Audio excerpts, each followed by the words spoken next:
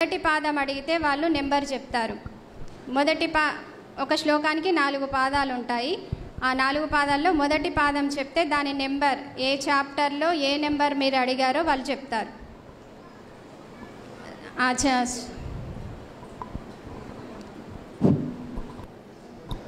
అడగండి.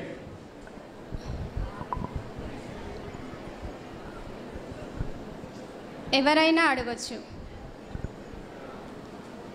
ఆచార్యులు మొదటగా అడగాలి అని ప్రార్థిస్తాను.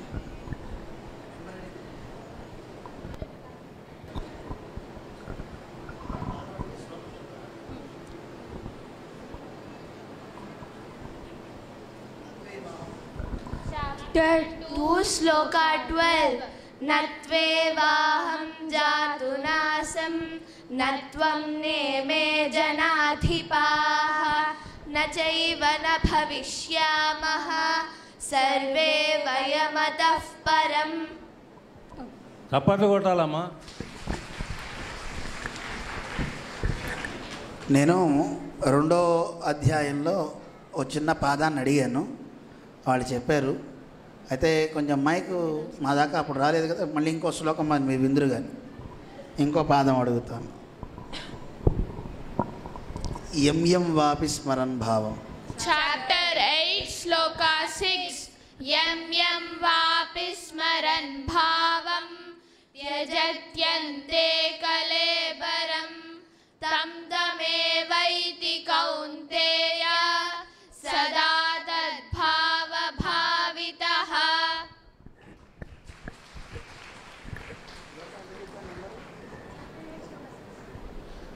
బాగా చెప్పారండి. 6వ శ్లోకం అందరం ఒకసారి వాళ్ళకి జయశ్రీమని అని చెప్దాం. ఇక మీరు అడగచ్చు. జై శ్రీమన్నారాయణ. 3వ అధ్యాయంలో 3వ శ్లోకం.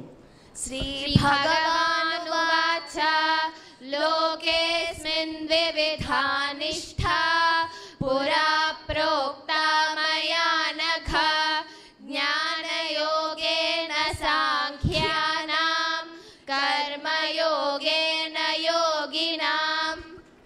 Okay, correct. జై శ్రీమన్నారాయణ.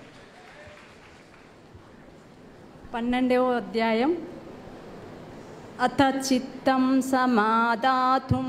Chapter 12 Shloka 9 అథ చిత్తం సమాధాతుం న శక్నోషి మయి స్థిరం అభ్యాసయోగేన తతో మామిచ్ఛాప్తుం ధనంజయ.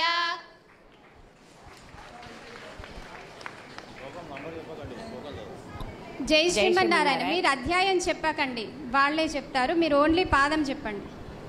జై శ్రీమన్నారాయణ. యోగయుక్తో విశుద్ధాత్మ. Chapter 5 Shloka 7 యోగయుక్తో విశుద్ధాత్మా విజితాత్మా జితేంద్రియః సర్వభూతాత్మ భూతాత్మా కుర్వన్నపి న లిప్యతే. కరెక్టా?